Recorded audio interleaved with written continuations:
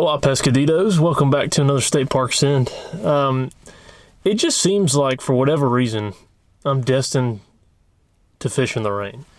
It's been raining all day. It's finally let up a little bit, so hopefully it won't be too bad while we're out there. It's freezing cold, but we're going to see if we can't get it done. We're out here at Alexander Lake at Panola Mountain State Park in Stockbridge, Georgia.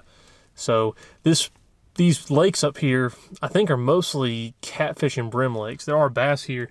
You have to catch and release with a bass, which is what I do anyways. But supposedly this is, I guess, where they kind of raise them to stock other state parks and other areas. One of the various facilities that they do that in the state.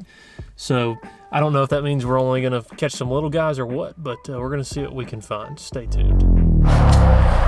So hey, we're doing something a little bit different with this video today. It's still a State Park Send, but I want to take the opportunity to talk to you about something that's actually going to help you catch more fish, okay? It's a little bit of something that I've been trying to work on lately, and it's provided well for what I'm trying to do. With the State Park Send thing, I can't afford to go out and not catch a fish.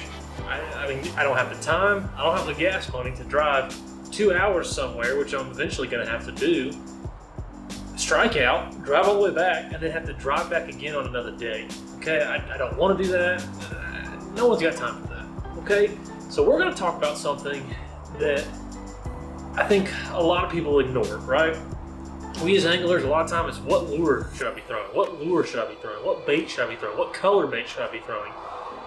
And I feel like while we put that at the top of our list of important things in order to catch a fish, it really should be at the bottom.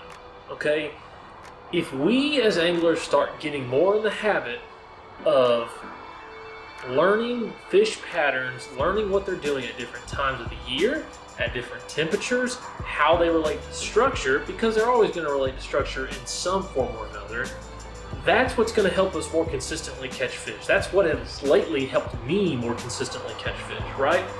So I'm out here at Alexander Lake at Panola Mountain State Park. There's two lakes, Upper and Lower Alexander.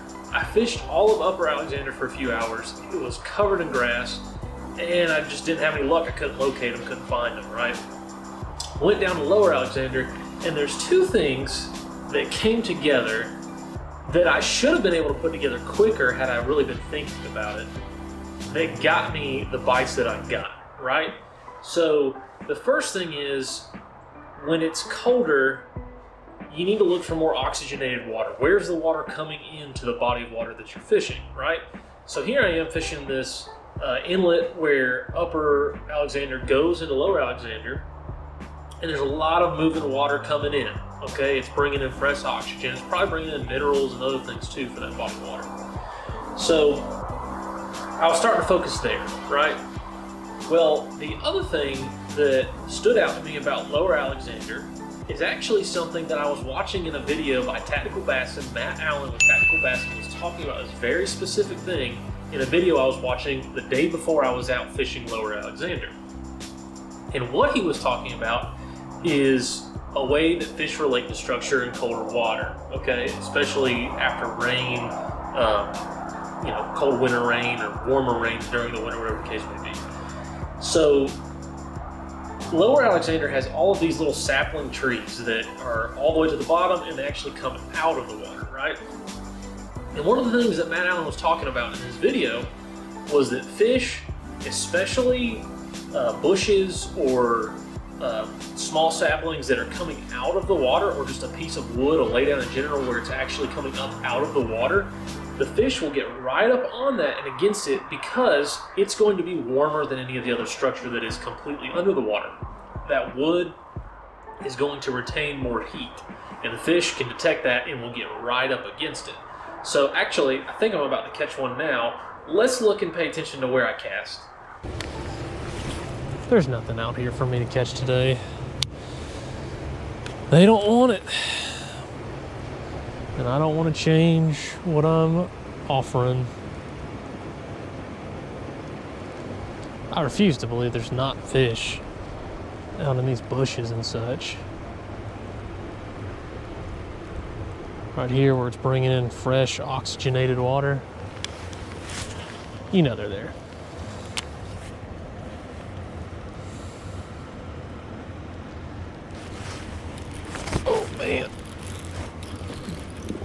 Is this a fish?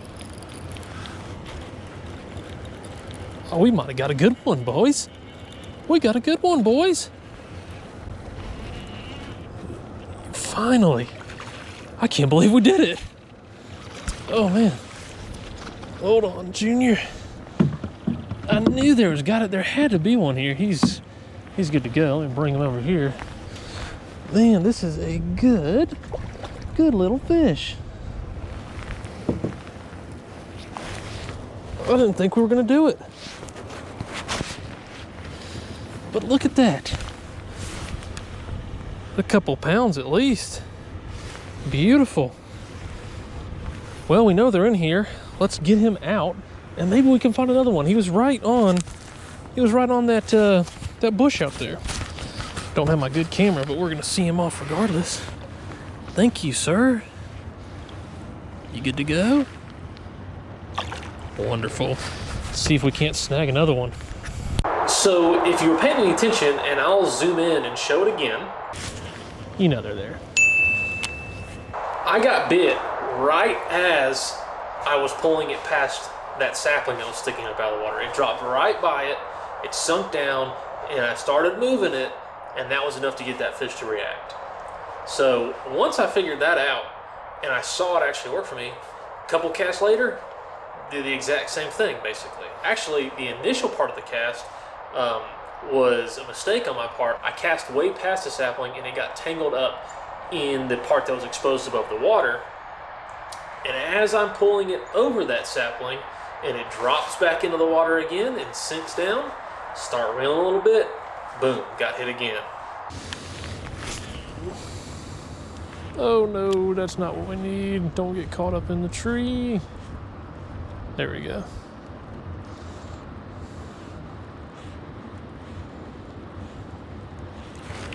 Oh, is that another one?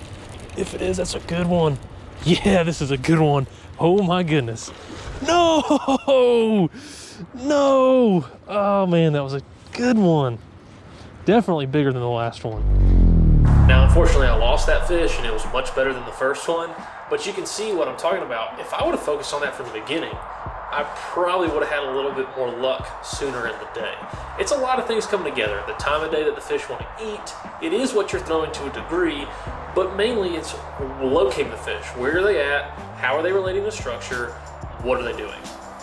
Anyways, I'm sure you can see this tackle wall behind me. What I want to do, we just got to 50 subscribers for the channel, but as I hit other subscriber milestones, I want to do a tackle giveaway. So when we hit 100 subscribers, I'm going to select a comment on the next video from when that happens at random.